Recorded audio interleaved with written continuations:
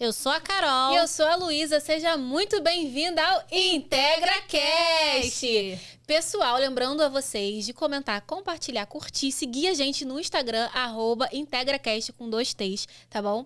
E aproveitar, né? A gente hoje já vai começar porque a convidada de hoje já tem... Chique. Gente, tem muito assunto, então vamos logo começar. Só não esquecer os nossos agradecimentos. Vó Alzira do Pechincha, que sempre manda um bolinho tão gostoso pra gente comer com as nossas convidadas. E também a Gra, que sempre faz a nossa beleza, né? Deixa a gente sempre mais bonitinha. E Carol, já começa apresentando esse ícone que tá aqui com a gente hoje. Eu tô nervosa, gente, que ela é maravilhosa.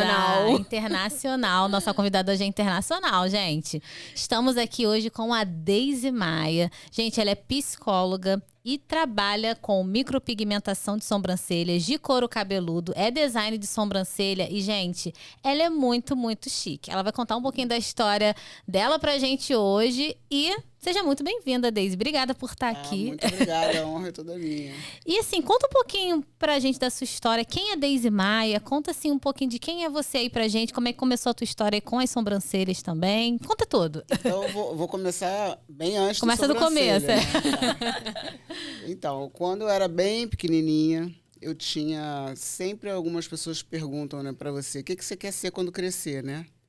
E eu sempre tive, né, a ideia de querer ser um ícone em alguma coisa, querer ser uma referência em alguma coisa, mas não sabia com o quê, né? E depois eu estudei psicologia, comecei a atender, mas eu vi que não era o meu... Não queimava o meu coração a psicologia, apesar de ser um conhecimento muito importante que eu utilizo até hoje, gosto muito de estudar, mas depois eu fui para... Trabalhei com OIM na Shell, depois programação, informática, né, programadora no Serpro, depois comércio exterior. E nesse meio eu inventava algumas coisas e já empreendia com algumas coisas até engraçadas, né? Como uma maquinazinha de pipoca que eu coloquei na frente do Rio Sul. E isso, na verdade, eu conto porque... foi assim um indício, uma semente de que eu tinha na veia a coisa do empreendedorismo, né? Porque eu estou falando de, bota aí, 1986, por aí. Para uma mulher, né, já ter bastante tempo, botar a cara, né? assim, no empreendedorismo pra mais época, de 35 anos atrás, né?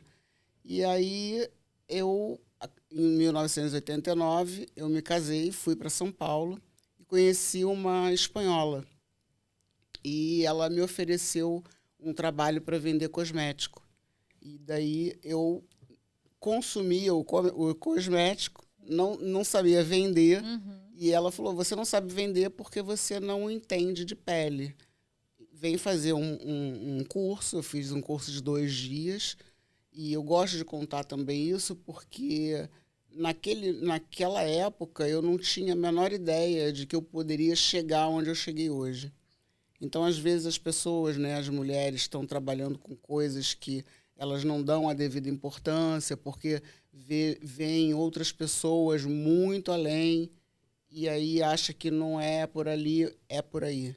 Cada um tem a sua história, cada um tem um começo, isso é super importante. E ela, depois de 2 dias de curso, ela falou para mim, olha, eu, se fosse você, abandonava o que você estava fazendo e me dedicava à estética, porque você tem a cura nas mãos. E aí eu peguei aquilo, fiz uma sala de estética na minha casa, num dos quartos, e não tinha ninguém para atender, atendia o meu ex-marido na época. Né? Ele foi meu primeiro cliente. Não pagava. Sim. E aí eu fui trabalhando, fui tentando a parte de limpeza de pele e tudo. E aí depois comecei a acompanhar um médico, que é um cirurgião plástico, Dr. Rômulo Mene, que trabalha com peelings, né? E eu associei o trabalho dele com o meu trabalho de limpeza de pele. E isso me deu um up muito grande, porque pessoas com acne melhoravam absurdamente. E a coisa começou a andar nesse caminho, né? E eu trabalhava no Serpro nessa época.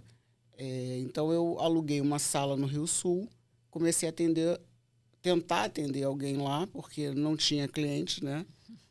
Só tinha uma pessoa de acne, mas eu abria, eu montava tudo, atendia, montava lá que estava atendendo e tudo.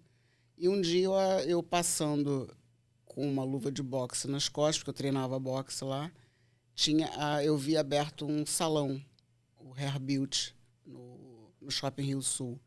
E aí eu perguntei, vocês estão precisando de esteticista? E ela falou, sim, estamos. Eu falei, bom, então eu me candidato, mas eu só posso trabalhar à noite, porque de dia eu trabalho já em outro lugar. Não tem problema, enfim, era uma salinha super pequena. E aí ela perguntou para mim, você tem cliente? Aí eu falei, tenho. Tem um é o quê? É cliente, né? Quantos? Falei, muitos. 2 para mim era muito. Sim, claro. Eu tava Mais de um começando. depende do ponto de vista, né? Mais de um é muito, muitos. Ela falou, então beleza, começa aí. Aí eu comecei, só tinha uma pessoa que entrava e saía, que era a menina da acne, mas ela vinha melhorando. Então, ela entendeu que o meu trabalho era bem feito, eu realmente estava dando o resultado que a menina queria. E daí ela percebeu e começou a me ajudar. Ela passava no salão e juntava um cliente de um, cliente de outro. Enfim, o negócio foi crescendo. E um belo dia, um cabeleireiro falou, você faz sobrancelha? Aí vai entrar a história da sobrancelha. Sim. Você faz sobrancelha? Eu falei, não. Aí ele, não, mas você vai fazer da minha cliente, porque eu não gosto que as manicures façam. Enfim, eu falei, eu não vou fazer, porque eu já entrei mentindo que tinha cliente e não tinha cliente. E aí eu vou pegar uma sobrancelha que eu não tenho a menor ideia. Não, mas ela já está deitada na sua cadeira. Já esperando. E aí ela falou assim, o que você precisa? Eu fiz escola de belas artes quando era pequena, então eu desenhava e copiava. E aí eu imaginei, eu tenho 2 sobrancelhas, desenho uma e copio a outra. Foi o que veio na minha cabeça. Isso com a cliente deitada na maca. Tem que pensar em segundos. Tudo em segundos. O que você precisa? Eu falei, eu preciso de uma pinça, de uma régua, uma tesoura, pelo, né? Deve ter que cortar pelo. E um lápis, provavelmente para ajustar o que vai dar errado, porque ia dar errado, né? Tinha tudo para dar errado. E aí comecei a fazer, levei uns 40 minutos. Hoje eu faço bem infinitamente menor o tempo, porque é muita prática, né? E aí ela gostou, porque aí eu medi aquela coisa toda. Hoje eu não meço mais, eu acho que isso não é nem artístico, essa medição toda que as pessoas fazem nos Instagrams, sabe? Mas ela se encantou com aquilo, e aí gostou, indicou uma cliente, que indicou a outra, uma amiga, e a coisa foi caminhando. Comecei a atender as manicures para poder treinar, e as clientes das manicures gostavam, e a coisa foi crescendo, assim, astronomicamente. Foi muito, que legal. muito gratificante. Você foi meio que empurrada a isso, mas você também agarrou a oportunidade. Não, eu agarrei mesmo. E não deixou fugir, né? Agarrei mesmo. Trabalhava 6h30 da manhã em casa, depois ia para o SERP, voltava para lá, atendia até às 10. 10 horas fechava o salão, eu ia para um restaurante na frente, porque as pessoas que chegavam depois, o salão estava fechado, elas sentavam no restaurante, numa mesa, eu ia para o banheiro e elas iam sendo atendidas no banheiro. Caraca, que legal. É uma história. Muito legal. E Daisy tem várias histórias, assim, icônicas de sobrancelha também, né? Que vai contar algumas pra gente aqui. Mas antes, eu fiquei pensando aqui numa coisa. Você falou que você começou lá em 1986. 89 foi mas antes disso eu já vinha no processo de definição de carreira, né? E aí, a gente, principalmente mulheres, né? E eu acredito que naquele tempo também era muito assim, eu fiz psicologia, então agora eu tenho que ser psicóloga a vida inteira. Acho que tinha muito essa ideia, né? Tinha. E você rompeu com tudo isso. Você falou assim, não é o que não é o que faz o meu coração acelerar, não é isso que eu gosto. E como foi, assim, até mesmo naquela época, sendo uma mulher, romper com esse padrão que muitas vezes existia, e quais foram as dificuldades que você encontrou também ao longo desse caminho, dessa decisão que você tomou? Olha, a primeira coisa que eu me deparei foi com a minha família, que os meus pais não entenderam. Você vai trocar uma profissão que, na verdade, eu até esqueci de falar, né? Eu fazia pesquisa pelo CNPq, eu era financiada pelo CNPq para fazer pesquisadora. Então, você vai deixar de ser uma pesquisadora numa área nobre, Sim. né? Para fazer sobrancelha. Sim. Tipo, não fazia menor sentido. E largar o SERPRO, que era um serviço federal, para poder empreender numa área que não existia, né? E aí isso eu fiquei um pouco balançada, mas em nenhum momento eu hesitei. Em nenhum momento eu hesitei. E no final do tempo que eu trabalhei com processamento de dados, eu ainda troquei dentro do SERPRO para ser call center, para poder trabalhar menos, para poder sobrar mais tempo para a sobrancelha. E na segunda ou terceira noite do call center, eu saí do call center e fui pedir demissão. Não tinha condição de eu ficar ali. Eu fiz um cálculo e eu estava pagando para trabalhar. Sim. E aí eu falei, não quero mais. E aí, essa dificuldade financeira, no começo, eu enfrentei um pouco. Mas eu fui. E aí eu me deparei com outra dificuldade, assim, o que eu era, né? Tinha muita coisa, o que eu era. Sim. Aí eu desenho. Então eu sou uma designer. Sim. De quê? Sobrancelha. Aí eu botei lá no salão, design de sobrancelha. E aí surgiu o termo design de sobrancelha. Ah, então você que trouxe isso. Não existia esse termo. Gente, que Pioneira, babado. né? Não existia esse termo. E Que de lá legal. para cá eu já contei aí 1 milhão de sobrancelhas feitas, mais ou menos. Gente, que legal. E assim, você... Estou em negociação com o livro dos recordes. Que gente passada. Poderosa. Chique demais. E assim, você... eu acho que... Eu acho não, tenho certeza que você realizou o teu sonho de se tornar um ícone, né? Que só desse tanto de sobrancelha, né, que você fez e tudo que... A marca que você já deixou no mundo hoje, né? E continua deixando através do seu trabalho. Obrigado. E assim, como é que é pra você, uma mulher brasileira, sair em grandes veículos da mídia, né? Porque a gente sabe, né, que você já saiu no The New York Times, Le Figaro, Já errei, Le Figaro, Madame, Vogue. Ela é muito chique, gente, muito mesmo. Como é que foi pra você, canais assim? Como é que você foi para lá? Conta assim pra gente. Então, na verdade, eu não fui para lá. Eles que vieram para aqui, né? Exatamente. Eles que te acharam.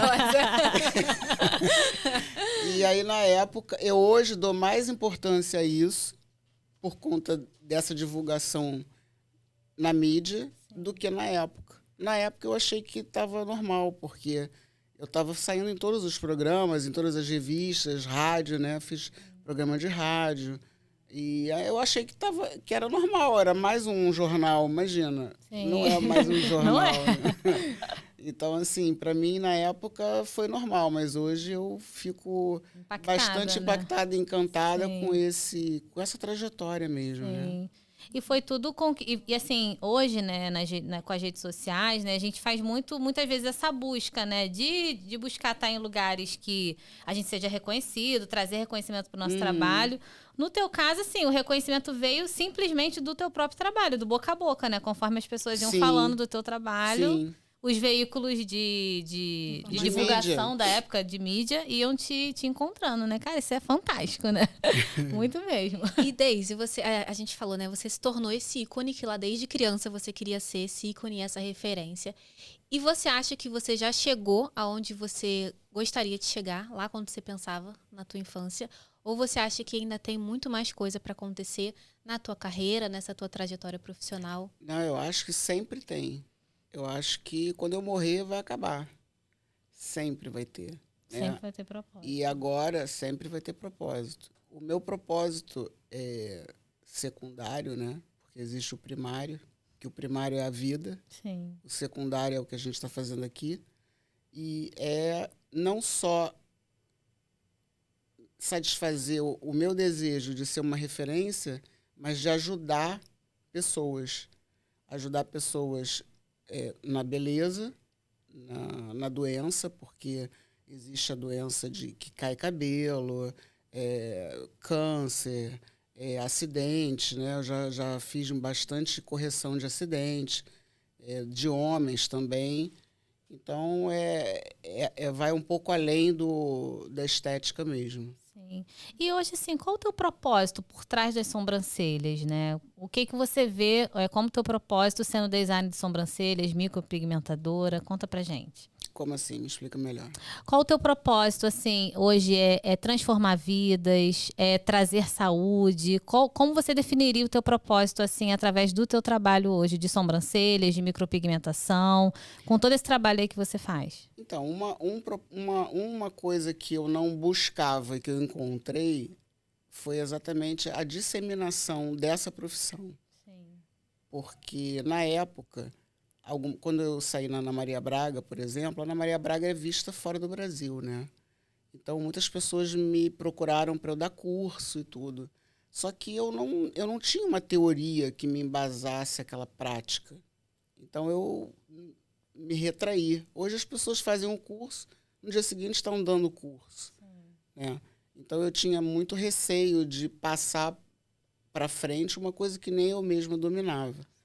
Então, eu fico feliz que hoje eu vejo nessas profissionais de sobrancelha um DNA da marca Daisy Maia, né? Com certeza.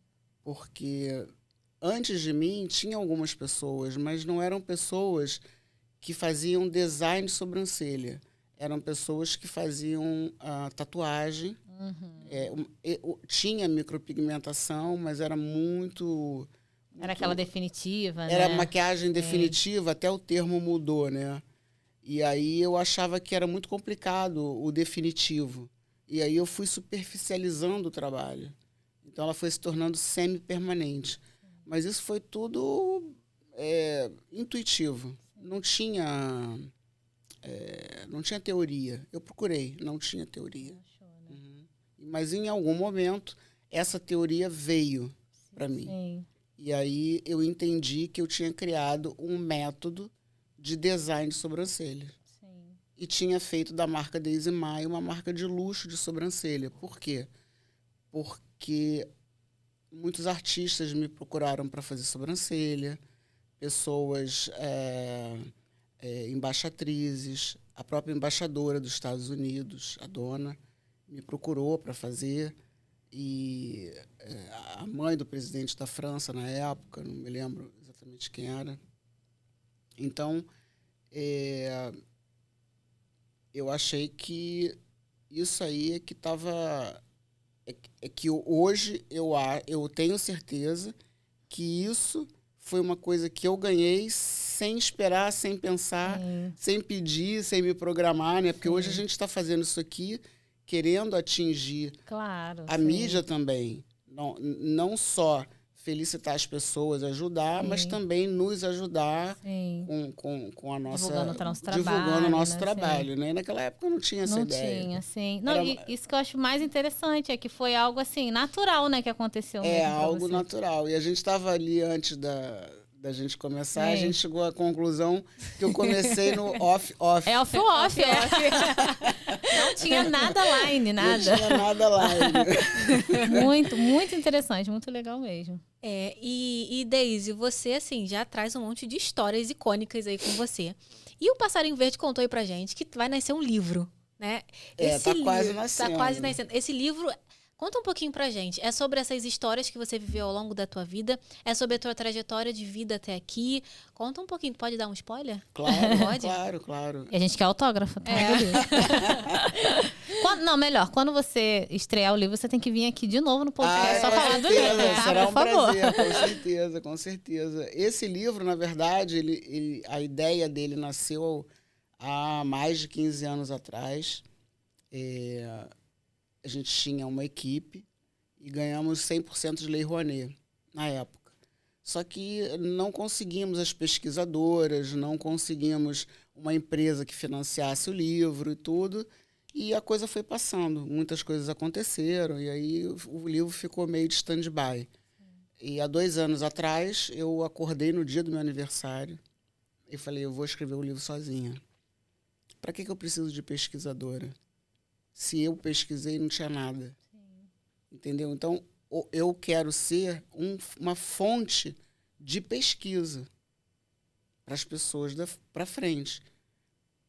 E aí eu falei, não, eu vou fazer. E aí eu comecei a escrever. E aí, respondendo a tua pergunta, o livro, ele na verdade, é muita coisa. Por quê? Porque a minha história com a sobrancelha, ela é muito junta, né? Eu começo contando a minha história, que eu dei uma passada aqui. Eu falo das pesquisas que eu fiz, o que eu pude encontrar, o que eu realmente acho que tá ok, e faço as considerações diante de tanta experiência, né? Que a minha pesquisa foi mais no campo de batalha do que propriamente nos livros, né? Então, eu falo das sobrancelhas dos animais. Muito legal. Que legal. E aí eu fui pesquisando temas que são muito interessantes, né? Tem uns 3 capítulos aí que são muito legais. 2 eu não posso falar. Poxa. Mas um eu vou falar, que é o último capítulo, que eu ainda não consegui terminar, porque é um capítulo denso, profundo, que eu falo da relação da sobrancelha com o falso eu. Nossa. Porque a gente pensa que tudo que a gente pensa sobre nós, somos nós. E, na verdade, não é. E a sobrancelha, você quando se identifica com a sobrancelha, na verdade, é o falso eu que está identificado com aquilo. Então, você hoje observa muitas sobrancelhas caricaturadas por aí. Aquelas coisas grossas. Porque existe uma coisa chamada fisionomania, que é o estudo dos traços fisionômicos, que essa região aqui dos olhos, ela tem a ver com poder pessoal, sensualidade, autoestima. E quando você fala da sobrancelha, você atinge diretamente essas 3 características da pessoa. Então, quando você mexe numa sobrancelha e mexe positivamente, você nota nitidamente que a pessoa fica mais feliz, mais poderosa, ela impacta melhor o outro. Você vê que o bonequinho que ri e chora, ele chora com a sobrancelha com esse ângulo. Ele ri com esse ângulo. Então, assim, é uma pessoa triste e, assim, uma pessoa feliz. Então, a sobrancelha, ela diz mais, às vezes, para o outro do que para a gente. A gente se olha no espelho e pode estar se achando super bem, porque a sobrancelha está muito bem. Mas se você está com a sobrancelha ruim, com esse ângulo, você pode estar bem, mas o outro vai achar que você está mal. Não que isso seja importante, mas é só Claro, eu acho muito uma importante. coisa relevante. Muito interessante. Tô sem palavras, passada com essa informação agora. E eu acho que para quem trabalha com imagem, tipo nós duas, a gente trabalha com público, acho que ter uma sobrancelha que transmita, por exemplo, tristeza, o paciente vai olhar para nossa cara e vai falar, meu Deus, a psicóloga, eu Não quero ficar pode. feliz com a terapia e ela tem a sobrancelha assim, caída, vai Com ficar certeza, triste, isso, né? na verdade, a pessoa percebe isso inconscientemente mesmo. Sim, é uma informação que vem inconsciente, né? E a sobrancelha é tão importante. Numa época, eu fui convidada para fazer um trabalho que se chama o autorretrato falado. Você fica numa sala, você não tem espelho, você tem que retratar a sua imagem que você tem na sua cabeça. E aí, passam vários tipos de cabeça, você escolhe uma. Nariz, você escolhe. Aí você vai montando a tua imagem ali. Que eu tenho na minha cabeça. Que você tem na tua cabeça. É dificílimo, tá? Sim, muito. O Paulo Betti foi o primeiro que mais se aproximou. Depois fui eu, depois algumas pessoas. Teve uma pessoa que você olhava e não tinha nada a ver. Ela se via completamente diferente. Ela se via completamente diferente. E a sobrancelha, ela é crucial para você determinar essa região. O olho sem sobrancelha, você é incapaz de achar seu olho. Não acha. Não acha. Agora, botou a sobrancelha, você consegue achar. Pela expressão que a sobrancelha dá. A sobrancelha é a alma do olhar, né? Com certeza.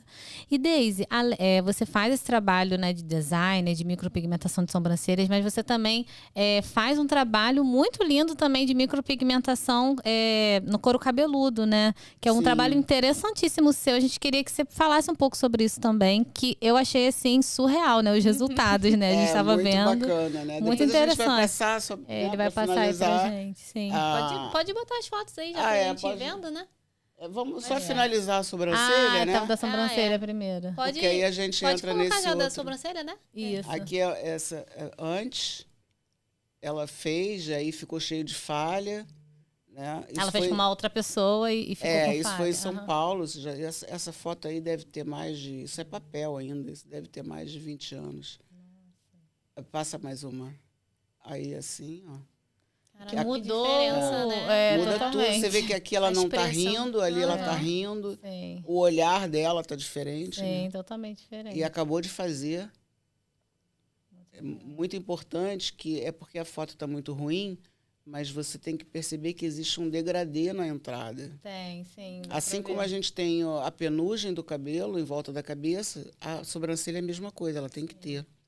E eu vejo muito nos Instagrams algumas pessoas ensinando que a ponta da sobrancelha tem que bater com a ponta da cauda numa reta. Não é isso. Não é isso. Passa mais uma. Ó o bonequinho que chora. Muito, bem assim. Tá vendo? Agora eu vou olhar pra sobrancelha, todo mundo vai ficar percebendo. Não, agora vai ficar maluca. A Deise me falou, gente. Aqui muda total. Assim. É só uma inversão. Na verdade, o design de sobrancelha é você colocar a sobrancelha no lugar correto. Só isso. Você não tem que inventar, botar molde, riscar a cara da pessoa toda. É fazer ficar natural pro rosto daquela pessoa. Coloca no né? lugar certo. Só isso. Que dá Muito certo. legal. E até olhando assim essas fotos, a gente consegue perceber que isso vai para além da estética, né? Que isso Muito você além mexe da muito estética. na autoestima da pessoa. Sim. Muito além da estética. Aí o couro cabeludo, né? Eu acabei de falar, né, do teu trabalho com a micropigmentação. Fiquei nervosa, tão impactada né, com a amiga? sobrancelha. Eu tava na informação da sobrancelha ainda. Aí o antes e depois, né, da micropigmentação capilar. Explica um pouquinho pra gente. Que é uma coisa que eu nunca tinha ouvido falar, assim. E acho que é um trabalho muito diferente que você faz com essa micropigmentação. Na verdade, quando eu comecei a trabalhar com micropigmentação de sobrancelha, eu entendi que você podia micropigmentar qualquer coisa. Sim. Né? Lábio, olho também eu faço um trabalho bem bonito, nada por fora, só entre os cílios. Seio, né? Eu trabalhei no Hospital do Câncer em São Paulo. Então você pode micropigmentar tudo. Né? E aí eu me deparei com várias pessoas com calvície. Homens que fizeram implante, e o implante não era totalmente fechado. Hoje já tem muita coisa boa, mas naquela época não tinha. Então eu comecei a pigmentar os pontinhos embaixo dos cabelos para poder tentar camuflar, né? E aí deu certo em termos, porque eu trabalhei na Alemanha também com isso, porque eles têm um cabelo muito claro, e aí eles, mesmo com o cabelo, eles gostavam do fundo todo pigmentado. Sim. Só que, como não existia material específico para couro cabeludo, não existia agulha específica, tinta, técnica, então o meu trabalho não era uma coisa que durava, não dava muito certo, porque é diferente, né? E aí, de uma época para cá, esse tipo de trabalho melhorou muito, as técnicas melhoraram muito, tem muita gente muito importante no Brasil, nos Estados Unidos, Colômbia, e eu resolvi retomar esse trabalho. E aí estou apaixonada por ele. Legal. Porque, por exemplo, as mulheres, elas têm 40% estão com esse problema, né? E os homens também muito mais. Aí aqui é uma primeira sessão só. Eu não sei se você passa antes. Aí, ó. É assim. Vou mais uma para frente. Tá vendo os pontinhos pretos? Sim. E isso é a primeira sessão. Depois a gente vai colocando aos pouquinhos até fazer o fechamento. Deixa eu ver, vai passando. Deu muita diferença.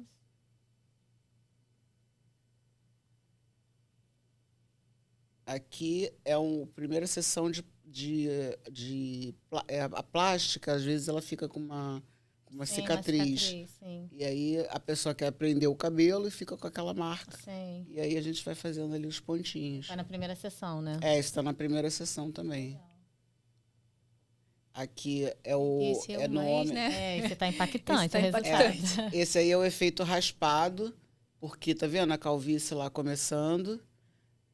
E a pessoa já fica com aspecto, assim, de cansada, de mais velha. Cansada, aí já muda completamente. E a sobrancelha também, eu micropigmentei uns pontinhos, eu fiz o pontilismo. Sim. Porque no homem, para não ficar os desenhos dos fios, sim. eu fiz um pontilismozinho e eu ali na cabeça também. Ele rejuvenesceu absurdamente. Uhum. E assim, a gente vê que é uma arte mesmo. Você é uma artista, né? Quando você faz essa sobrancelha. É uma arte. E pelo que você falou, não, nele eu tive que fazer um pontilismo. Na outra pessoa eu faço traço. Porque é uma arte que você tem que pensar em cada pessoa, né? Não é uma coisa padronizada, né? Que às vezes as pessoas querem fazer. Não, com certeza não. É bem diferente, né? O olhar tem que ser um olhar de artista mesmo. Com certeza, muito lindo. E também, você estava falando aqui, eu estava pensando, né? O quanto que a tua história de vida, a tua construção de vida impacta hoje no teu trabalho. Que eu lembro que você falou que fez Belas Artes, né? E aí, na hora que colocaram a pessoa lá para você desenhar, você, opa, peraí, eu sei desenhar, eu sei fazer isso. Fez psicologia, que te traz também esse olhar humano, né? E isso agrega muito valor no trabalho. Hoje em dia a gente vê que às vezes falta um pouco dessa humanização no trabalho, né? De olhar para o outro. E o quanto que essas situações não foram aleatórias na tua vida, mas que tudo isso se juntou para você se tornar esse ícone que você é hoje, né? E é muito, muito interessante toda essa construção que você foi fazendo com a gente até aqui. Você tem essa percepção também de que, às vezes, uma coisa que eu percebo, né? Que parece que algumas pessoas acham que a nossa história é um pouco desconectada, que eu fiz uma coisa da vida e depois eu não quero mais. Mas assim, você percebe que tudo isso se uniu ao teu favor? Sim, claro, com certeza. Tudo se conectou, né? Tudo se conectou. A própria informática, a parte de organização e métodos foi uma coisa importante, porque depois que você tem uma empresa, você tem que entender que existem vários pontos da empresa que você tem que ter um fluxo, entende? Então, assim, é muita coisa. Na verdade, é tudo junto, né? Mas a psicologia a psicologia e a Escola de Belas Artes foi realmente o principal. Se eu tivesse posto um gravador embaixo da minha maca desde o início, sim, eu já teria escrito um best-seller. Sim, com tanta história, né? Tanto conselho que você deve ter dado, né? Porque você vai além do quando você arruma uma sobrancelha, é igual você entra numa casa e muda o piso. Sim. Aí, de repente, a pessoa fala, vou mudar o teto. Não, vou mudar os móveis. Aí é todo um conjunto, né? Você vai querendo mudar tudo. Com certeza. E assim, a gente brincou que você construiu tudo no off-off, né? A tua carreira toda. E hoje, assim, você tá se inserindo no digital. Como é que tá sendo para você? É um desafio para você? Ou você gosta também dessa área digital, de Instagram, de divulgar o teu trabalho lá também? Como tem sido para você isso? Então, nesse momento, eu tô sentindo que eu preciso. Sim. Né?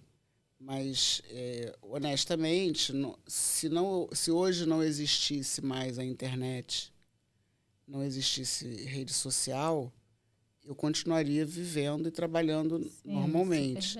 Super bem. Mas eu tenho certeza que posso trabalhar muito melhor, posso atingir mais pessoas, que é o objetivo, não só pela questão financeira, mas por ajudar as pessoas. A internet é fundamental, né? Com certeza. O online, realmente, o alcance é muito maior. Tanto para ir para o físico, né? Porque você pode divulgar um curso físico, quanto um curso online. Com certeza. Um livro digital, né? Esse livro, ele vai se tornar um livro digital também. Ah, legal. Então, várias pessoas vão poder ler e vão ter insights ali do que fazer, né?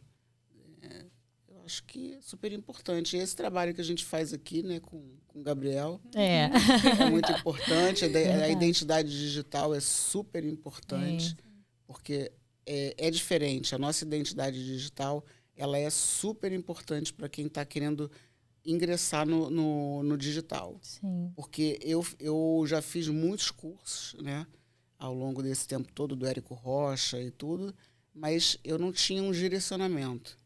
Então, é complicado. Quando você tem um direcionamento, você vai mais rápido. Mais focado, mais verdade. focado.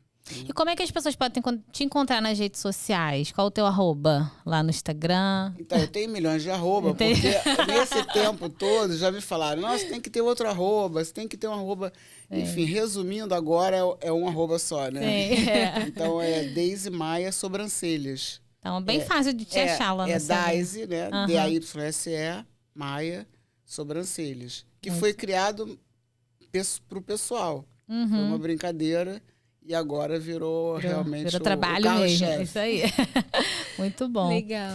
E Deise, pra gente finalizar, primeiro a gente queria te agradecer muito, porque assim, uma convidada internacional do New York Times, né? A gente tá muito honrada de você ter aceitado o convite de vir aqui conversar com a gente, contar a tua história. Eu tenho certeza que vai impactar muitas mulheres que estão começando, mulheres que talvez estão se inserindo no digital, que já tem uma carreira, né, grande como você, e agora querem se inserir nesse mundo novo digital. E eu queria que, pra finalizar, você deixasse um recado para as mulheres que nos assistem. Pode o seu recado que você quiser, como profissional, como mulher. Aí só você olhar para essa câmera aqui, que é a câmera do recado, e abrir o teu coração. Essa aqui. E abrir o teu coração e deixar o teu recado aí para as mulheres. Bom, vamos lá. Para as mulheres, para as que estão querendo se profissionalizar, né? Eu acho que qualquer coisa que você faça, ela sempre vai somar para poder você chegar onde você quer chegar. Empreenda, não é você empreende outra coisa, faz outra coisa, faz um curso, vai fazendo, porque o teu caminho ele vai agradecer tudo isso, né?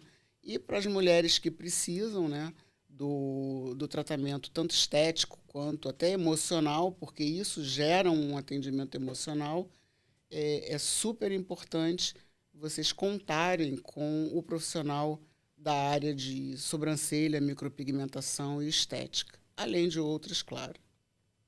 Muito obrigada, Deise. Obrigada mesmo. A gente está muito honrada. A gente está até assim, sem palavras. Eu vou levar esse negócio aqui da sobrancelha agora. Vou ficar avaliando todo mundo na rua, não tem jeito. Já vou chegar lá na clínica assim para as pacientes. Deixa eu dar uma olhada aqui rapidinho. Tá com uma carinha de triste, hein, amada? Vamos levantar essa sobrancelha. Vamos lá na Deise, ajeitar essa sobrancelha. Deise, obrigada mesmo, tá? Obrigada a vocês. Obrigado. Tchau, gente. Tchau. Tchau. Ai, obrigada, Deise. Gente, eu tô impactada.